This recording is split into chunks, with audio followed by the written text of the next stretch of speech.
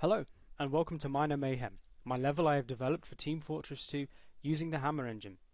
The level has been developed for the King of the Hill mode, and this video will showcase the areas of the map, and I'll be discussing some of the considerations I've made whilst building them. Starting off with the blue battlements building.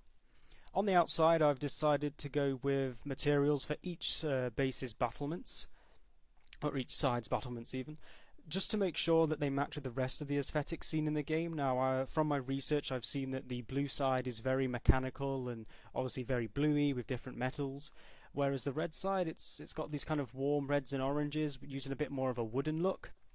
So that's something I've tried to mirror, making sure that I'm consistent with the game's aesthetics. Both of the battlements buildings are the same. This map is in fact symmetrical, as can be seen from the top here. And this has been done so that players have a fair and consistent experience no matter what side of the map they're on.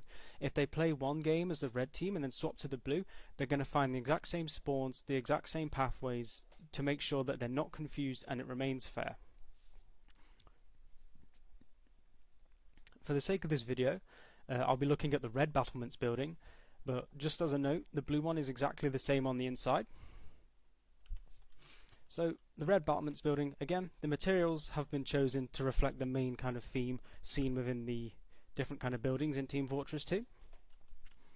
And the battlements building is something I always wanted to develop early on, and it was something where I wanted every class to have at least one good point, so that within this building there wasn't one, two, or maybe three classes that would absolutely dominate. Every single class would have some kind of option. So some examples for some of these include the Scout. He can make use of these windows to kind of jump around in. He can jump from this window here to those windows, and that could be a great movement option for kind of getting around enemies quickly, kind of doing some kind of confusing tactics to maybe like get the jump on a sniper. Obviously these windows and stuff, they can be used as escape routes by all classes, but Scout can make the most use out of like jumping from windows and over the balcony and stuff like that. So that's just one of his benefits.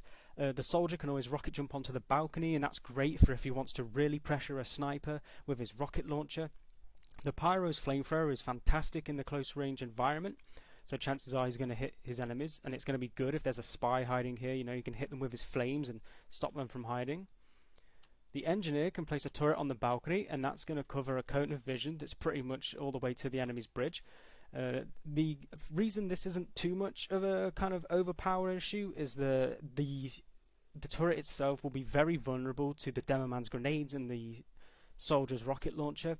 So if an Engineer is going to want to have something that will put the pressure on that bridge to stop enemies from attacking the point, they're really going to want to have like a dispenser here just to make sure that they can keep the repairs up.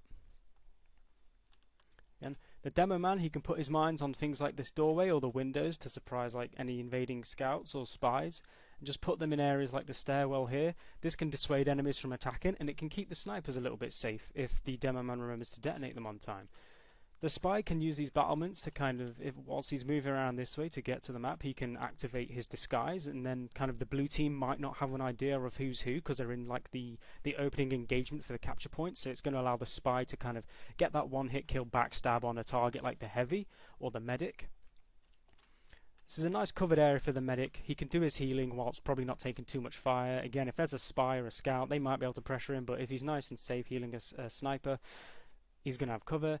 And finally, the Sniper. He'll be able to snipe from these windows, from the top of the balcony, and just any of these high up areas.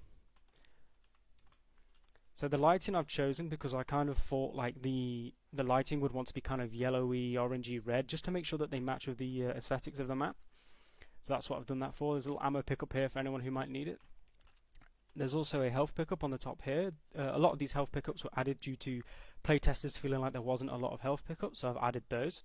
This one's here, so if you're a sniper that's been hit, you can quickly retreat in, get your health back and continue shooting. Or let's say you're a blue scout that's jumped up here, you've taken some damage on the way, and then you heal up, you're ready to shoot the sniper there.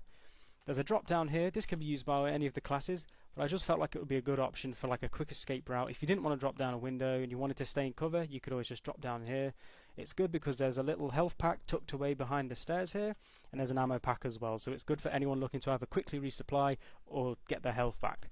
In this building we can see an example of some kind of signposting I've done, just little arrows around the map to kind of direct players in where they should be going. Most of these arrows will lead to the capture point.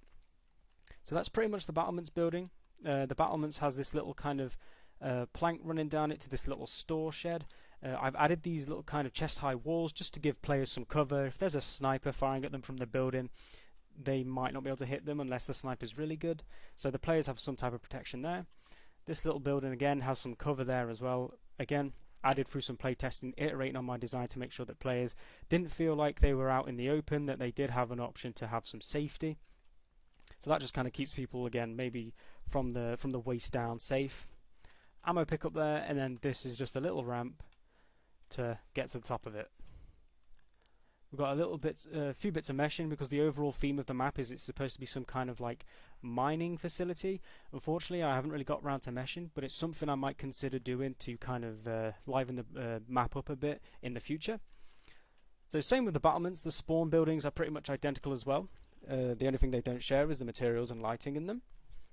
They've both got some type of big old sign that shows whether they're on the red side or the blue side, so that teams are able to clearly see that from across the map. If I go inside through the door, and we've got everything that would be expected. It's big enough for 6 spawns, but I have increased it to 12, so the map is possible to be played on 6 versus 6 and 12 versus 12 matches. So players can either like have a big bot game, or they can play with multiple friends and just enjoy this capture the King of the Hill experience. The doors in this base have exit signs, again just helping with some affordance so players know that these are the way out.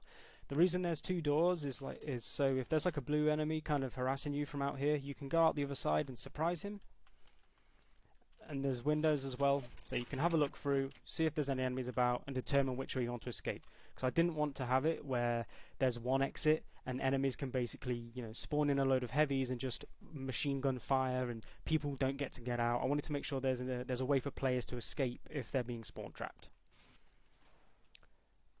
Another way around spawn, outside of spawn, these little walls, again, they got a little arrow just showing where to go, and they bring you to a bank in the river. These were added because I felt like having some extra cover there would be a little bit better. Maybe if you're a scout player, you can kind of bob and weave with the speed he's got. So that's been added just to add a little bit more cover. I've added these barrels in this chain link fence just to make sure that the sniper can't snipe from his buildings. I wanted to make sure that the sniper wasn't able to immediately shoot outside. Like if you were leaving spawn, I didn't want you to get immediately headshotted.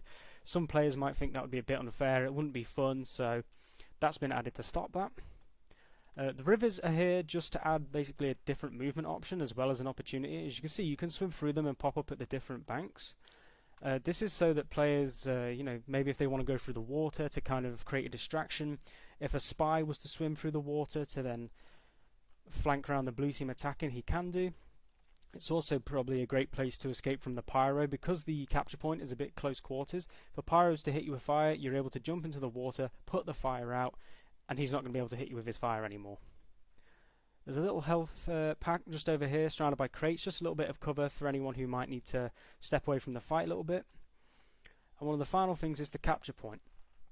So with this, I've designed it to be a bit smaller because I found in larger maps I felt a bit open whilst capturing the point, and I feel by having it be a bit smaller, it's going to allow players to kind of maybe take up a bit more of a defensive position. Maybe they'll kind of communicate and get in the heavy to peek out through these walls. In the future, I might do some more playtesting to see if the size needs to be changed, but overall, I'm quite happy with it. Just to quickly show, just like the interiors of the blue base, we see we've got the blue light in and everything pretty much the same as the red base, just with different materials. Same with the decorations over here. Just tried to keep it with the blue side aesthetic. The interior of the base and some of the affordance. So overall, that's mine and Mayhem. In the future, I hope to try and mesh this out and get some more playtesting done, just to make it a bit more visually pleasing. But overall, it's a good experience. The people who have playtested it said they've enjoyed the map. They didn't feel like any one class was too powerful. So overall, I feel like I've achieved the goal in making a map for King of the Hill. There's probably some improvements I can make, and it's definitely something I'll be looking at doing in the future. But for now, thank you for watching, and I hope you enjoyed.